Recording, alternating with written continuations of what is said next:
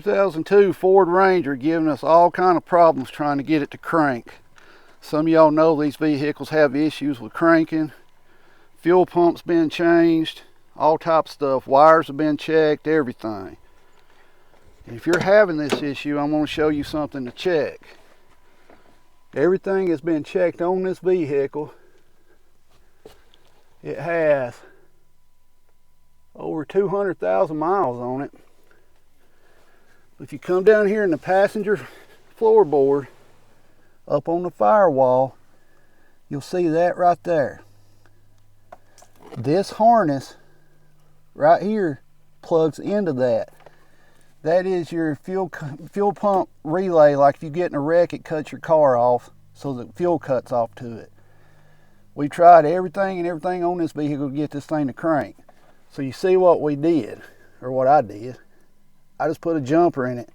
I unplugged this from right there off the bottom, and now we're going to see if this thing will crank.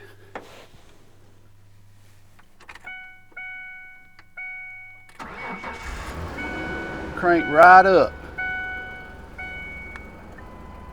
So if you're having this problem with a Ford Ranger early 2000 models, check this switch. This switch tested good when we tested it, but it obviously it's not working. We had to jump it. That's just a paper clip. Yeah, it's a red one, but we cleared off the ends of it so it's down to metal. But that was able to get it to crank, and that might get you home if you're having trouble if you're on the side of the road. But other than that, I don't like Fords. Most of y'all know that. I'm a Chevy man. But that's absolutely ridiculous. Number one, and where this thing's at is right in the passenger floorboard. Your foot could hit it, or anything could hit that. So, guys, there's your little tip of the day. Maybe it'll help you out if you're on the side of the road and it won't crank.